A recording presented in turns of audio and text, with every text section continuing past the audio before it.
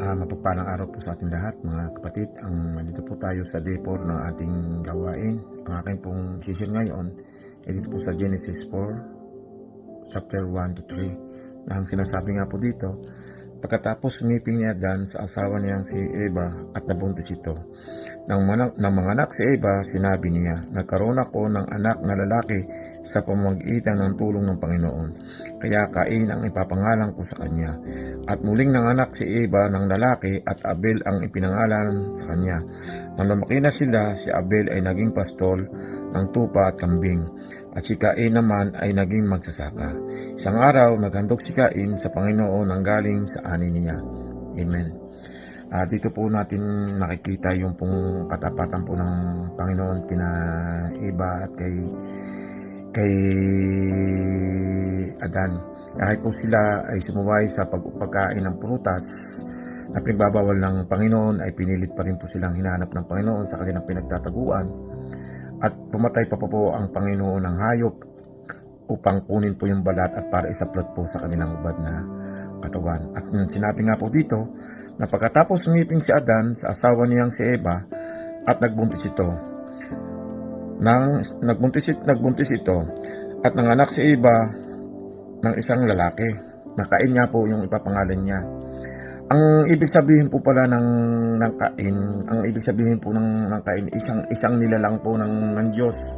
Kaya sinabi po ni Eva na siya po ay ginamit po ng isa po siyang instrumento na ginamit po ng ating Panginoon para po sa nabigyan siya ng para bigyan po siya ng anak na lalaki. Si Cain po ang kauna-unahang nilikha sa pamamagitan po ng pagbubuntis ng pagdadalang tao ni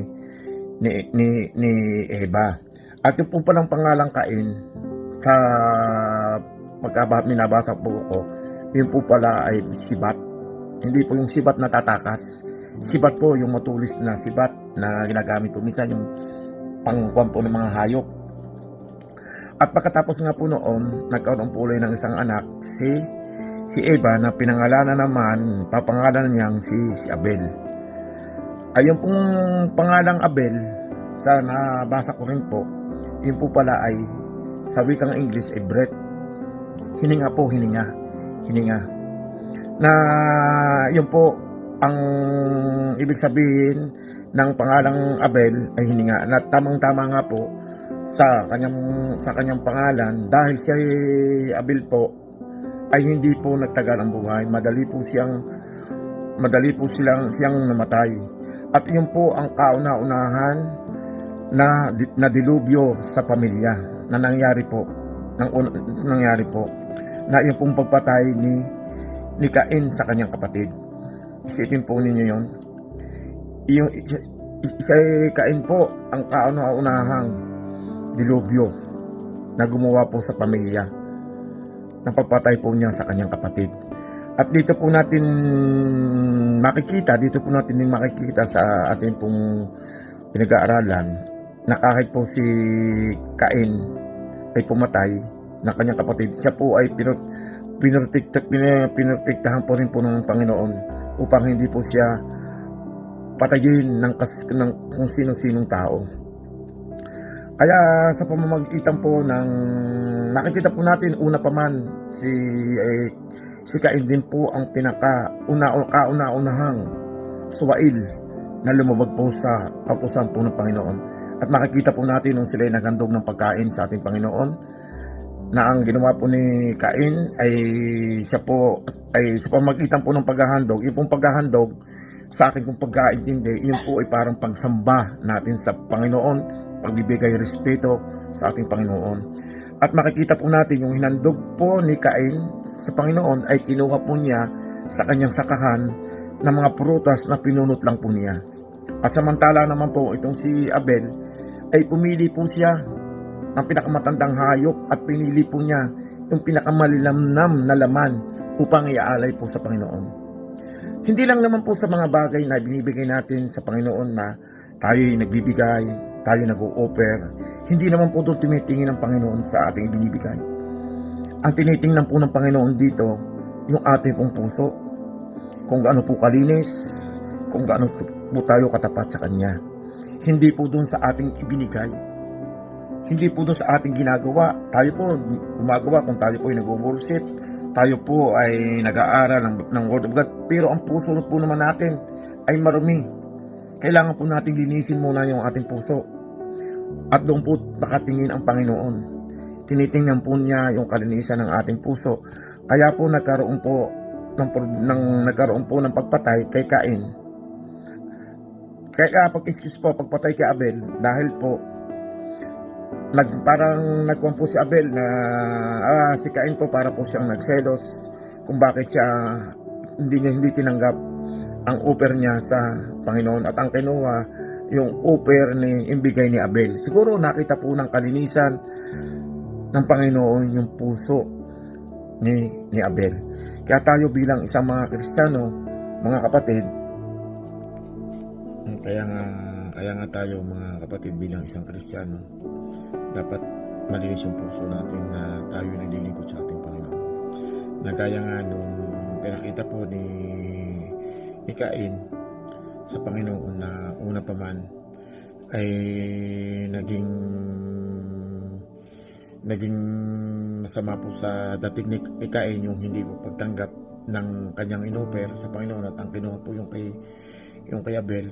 Doon po nagkaroon ng puot sa dibdib niya, kaya yung pong kapatid niya ay sinama niya sa bukid upang doon po niya ginawa yung dilubyo na papatay po sa kanyang kapatid. Kaya doon po natin makikita sa kauna-unahang lahi pa po natin, nagkaroon na po ng ganong mga sakuna na yung pong pagpatay. Siguro po kung naging maganda po at naging maayos po yung una na ginawa po ni Cain sa kanyang kapatid, siguro po ang pang-ati pong Panginoon ay lalo pong matutuwa. Isipin niyo po sa kabila po ng lahat ng ginawa ng Panginoon, na kahit po anong ginawa ng mga tao ay patuloy pa rin po tayong pinapatawad ng Panginoon.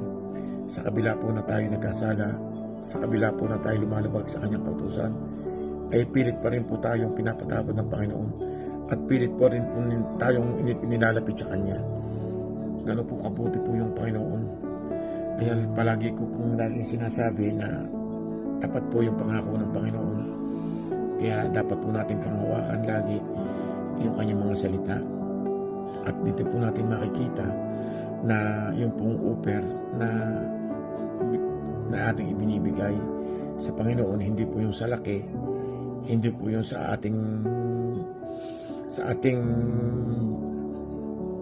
anumang bagay na ating ibinibigay sa Panginoon. Ang mahalaga po sa Panginoon yung pong linis ng kalooban natin. Ito po natin nakita po ninyo yung ginawa po ng Panginoon kay Cain. Siguro po nakita po ng Panginoon yung kalinisan po ng puso ni Cain, kahit po siguro naman po hindi naman po nagkulang yung si Eva at si Adan na para pagsabihan po yung kanilang anak noong nung mga bata pa sila. At isipin niyo po, bilang panganay po si Cain ay nagawa po niya patay yung kanyang kapatid dahil lang po doon sa bagay na yun. Kaya tayo mga kapatid, kung tayo po ay may mga inggit sa puso natin, tanggalin po natin yun. Hindi po yung makakabuti, lalong na po sa paningin po ng ating Panginoon.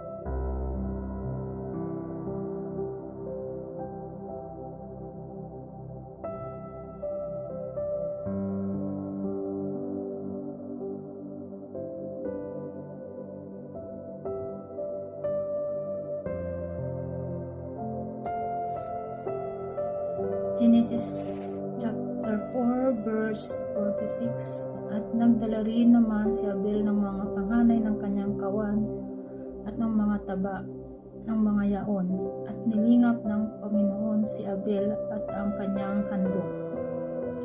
Datpat hindi nilingap si Cain at ang kanyang handog, at naginit na mainam si Cain at namanglaw ang kanyang muka. At sinabi ng Panginoon kay Cain, bakit ka naginit at bakit namanglaw ang iyong muka? Amen. Magandang gabi po RCCI family, at sa ngalan po ng aming grupo dito sa Jang Widong RCCI, ako po ay natasang bumasa sa Genesis chapter 4 verse 7 to 9. Ang sabi rito, kung mabuti lang ang ginawa mo, maligaya ka sana, pero mag-ingat ka, dahil kung hindi mabuti ang ginagawa mo, ang kasalanan ay maghahari sa iyo, sapagkat ang kasalanan ay katulad ng mabagisik na hayop na nagbabantay sa iyo para tuklawin ka. Kaya kailangang talunin mo ito. Number 8, isang araw sinabi ni Cain kay Abel, halika, pumunta tayo sa bukid. Nang naroon na sila, pinatay ni Cain ang kapatid niyang si Abel. Number 9, pagkatapos nagtanong ang Panginoon kay Cain, nasaan ang kapatid mo? Sumagot si Cain, ewan ko, hindi ko alam kung nasaan siya. Bakit? Ako ba ang tagapagbantay niya? Purihin ang Diyos sa pagbasa ng kanyang salita. Dito po sa verse na ito po sa chapter 4 ay dito isinilang po yung magkaroon ng anak sila Eva at Adan, at ang pangalan ay si Cain at Abel, na sa pasimula pa lamang ay hindi muna naayos yung kanilang kasalanan, kaya ito po ay naging manang sala po, kung masasabi, manang sala po na dahil sa mga magulang nila. Na dito po sa number 7 na sinabi ng Panginoon dito, kung mabuti lang sana ang ginawa mo, maligaya ka sana. Na ito ay pinaalala rin, iba man po yung pagkakasabi rito, pero isa lamang po yung principle na nais ng Panginoon dito, na ito isang paalala na katulad ng sinabi sa kanilang mga magulang na sa Eva at Adan, na di po ba binilin doon na kainin po yung mga punong kahoy, anuman pwede na lang kainin doon, maliban lamang doon sa puno na nagbubunga ng mabuti at masama, may kaalaman patungkol sa masama at mabuti. Dito rin po makikita natin dito sa verse 7 to 9 po na nahati po talaga ang dalawang pagkatao ng ugali ng tao. May isang mabuti at masama na hindi talaga magkakasundo ang mabuti at masama, laging nag-aaway sila. Kaya po kapag wala po talaga tayong Diyos, talagang lagi tayong masama yung ating iniisip sa kapwa. Isipin nyo, kahit po yung kanyang kapatid dito ay pinatay niya dahil po ito sa kanyang mare, meron siyang selos sa kanyang kapatid, dahil ang Panginoon ay nalugod sa kanyang kapatid na si Abel sa pag-alay nila. Ito po yung dalawang klase din po. Makikita natin dito yung paraan na kung paano sila na mag-alay sa ating Panginoon, na mas nalugod ang ating Panginoon kay Abel kaysa doon kay Cain. Kaya maaaring itong si Cain ay nagselo sa kanyang kapatid, nagkaroon siya ng galit nung umuwi siya sa kapatid niya, dahil maaari na nararamdaman niya na hindi siya binibigyan pansin ng ating Panginoon. Pero hindi talaga natin mauunawaan na paano dinidisiplina ng Panginoon ang tao sa kanyang pagkakasala. Kaya naging selfish din maaari itong si Cain, na kung mapapatay niya ang kanyang kapatid, mas maibibigay na sa kanya ang atensyon, o maaari siya ang sasagana. Kaya yun ginagawa niya. Talagang yung bakit kaya paminsan mas nananaig yung kasamaan kaysa sa mabuti. Yun po yung sa ganang kwento. Pero po meron pong binibigay lagi na chance ang ating Panginoon. Ito pong binibigyan niya naman po yun sa pagtanong niya ng ating Panginoon, nasaan ang iyong kapatid?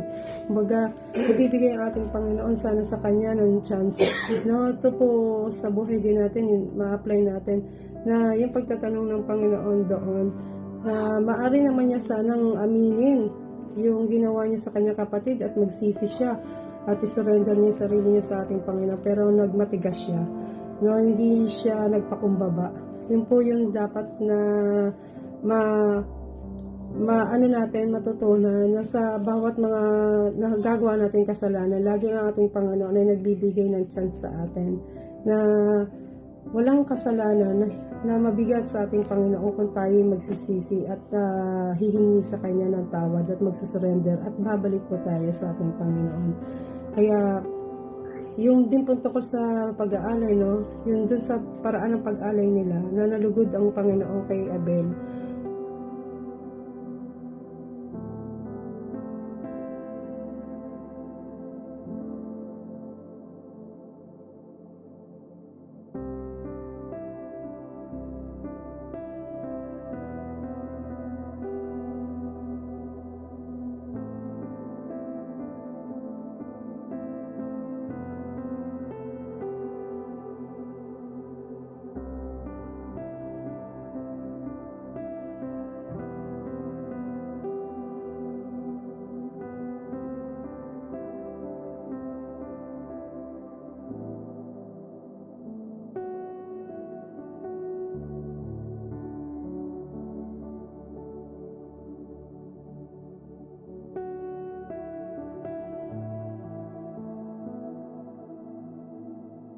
Magandang gabi po. Share ko po ngayon ay Genesis 4:10-11.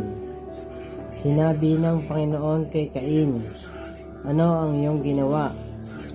Ang dugo ng kapatid mo'y parang tinig na nagmamakaawa. Naparusahan ko ang taong pumatay sa kanya. Dahil sa ginawa mo, isusumpa ka. Mula ngayon, hindi ka na makakapagsaka sa lupa na sumipsip ng dugo ng iyong kapatid na pinatay mo." Amen. Mapagpalang gabi po sa inyong lahat. Ang ibabahagi ko pong verse sa gabi ito ay sa Genesis chapter 12 verse 13 na sinasabi, "Kahit magtanim ka pa, ang lupa ay hindi na magbibigay sa iyo ng ani, at wala kang permihang matitirhan. Kaya magpapagala-gala ka kahit saan." 13, sinabi ni Cain sa Panginoon, "Napakabigat ng parusong ito para sa akin." Amen. Purihin po natin ang ating Panginoon. Magandang gabi po, and God bless everyone. Isang mapagpalang araw po sa lahat. Day 4 na po tayo at para po sa aking devotion, ang isi-share ko po sa inyo na naiata sa akin ay Genesis chapter 4 verses 14-15. Sabi po rito, "Behold, you have driven me today away from the ground, and from your face I shall be hidden. I shall be a fugitive and a wanderer on the earth, and whoever finds me will kill me." Then the Lord said to him, "Not so. If anyone kills Cain, vengeance shall be taken on him sevenfold." And the Lord put a mark on Cain, lest anyone who found him should attack him. Amen. Purihin ng Diyos sa pagkabasa po ng kanyang salita. Thank you po. Good evening everyone. Ang babasahin ko po ay Genesis chapter 4 verse 16-17. Iniwan ni Cain si Yahweh at tumira siya sa lupain ng Nod, isang lugar sa silangan ng Eden. Sinipingan ni Cain ang kanyang asawa ng nagdadalang tao ito at nagkaanak ng isang lalaki na pinangalanang Enoch. Pagkatapos nagtayo si Cain ng isang lungsod at ito'y tinawag na Enoch bilang alaala sa kanyang anak. Yun lang po. Magandang gabi po sa inyong lahat. Ako po ay mag-share ng Genesis chapter 4, 18 to 19. Si Enoch ay may anak din lalaki na ang pangalan ay Irad. Si Irad ang ama ni Mehujael.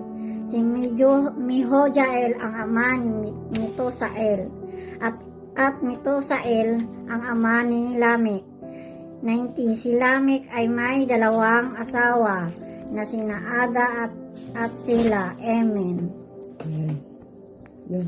Magandang gabi po. Ito po ang aking share sa Genesis 4 verse 20-21. 20. Naging anak ni Adan si Jabal ang ninuno ng mga nagpapastol ng mga baka at ng mga tumira sa tolda. Kapatid nito si Jubal na siya namang ninuno ng mga manunugtog ng alpa at plauta. Salamat po. Genesis chapter 4 verse 22 and 23. At tungkol kay Silya ay pinanganak naman niya si Tubal Cain na namamanday ng lahat ng kagamitang patalim at ng sanso at bakal. At ang kapatid na babae ni Tubal Cain ay si Naama. At sinabi ni Lamek sa kaniyang mga asawa, Ada at Silya, pakinggan ninyo ang aking tinig. Kayong mga asawa ni Lamek ay makikinig ng aking salaysay, sapagkat pumatay ako na isang tao at dahil sa ako'y sinugatan at ng isang binata, dahil sa ako'y hinampas. Sa kabanatang ito ay pinakikita sa unang lahi natin na ating namana na tayo ay may likas na paghihiganti sa mga taong nagkakasala sa atin. Kaya may iiwan akong katanungan sa mga taong nagkakasala sa atin. Paano natin mapapatawad? Maraming salamat po. Magandang araw po, RCCI family. Ang ibabahagi ko po ngayon ay matatagpuan sa Genesis. Genesis Kapitulo 4, versikulo 24 hanggang 26. Ito ang nakasaad. Kung saktan si Cain, ang parusang gawad sa gawa nito'y 7 patong agad. Ngunit kapag ako ang siyang sinaktan, 77 patong ang kaparusahan. Ang angkan ni Seth, muling sinipingan ni Adan ang kanyang asawa at ito'y nanganak ng isa pang lalaki. Sinabi ng ina, binigyan ako ng Diyos ng kapalit ni Abel na pinatay ni Cain. At ito'y tinawag niya si Seth. Si Seth ang ama ni Enos. Noon, nagsimulang tumawag sa pangalan ni Yahweh ang tao sa kanilang pagsamba. Ang tema sa 3 verse na ito ay pag-ibig at kapatawaran. Magpatawad ka at ikaw ay makatanggap ng kapatawaran. Lumapit ka kay Jesus, ilahad mo lahat ang iyong mga kasalanan dahil bibigyan ka niya ng panibagong buhay. Ito kasaysayan ni Adan at Eva noong sila nagkasala sa paningin ng ating Panginoon. Sila ay pinalayas sa Eden, ngunit sila ay humingi ng kapatawaran at nagkaroon sila ng 2 anak, si Cain at Abel. Ngunit si Cain ay nagkasala din, pinatay niya ang kapatid niya na si Abel. Pero ang buhay na Diyos ay laging nagpapatawad. Kung tayo ay lumapit sa Kanya, hihingi rin ng tawad, tayo mapapatawad. Katulad nila Adan at Eva, humingi ng tawad at sila ay pinatawad at binigyan ng panibagong buhay. At sila ay binigyan ng isang anak na lalaki ulit, kapalit ni Abel na pinatay ni Cain. Dahil mahal sila ng ating Diyos. Yun lang nakita ko sa verse na ito. Yun lang po, ang kapatawaran at pagmamahal. Yun lang po. God bless us all. Bye.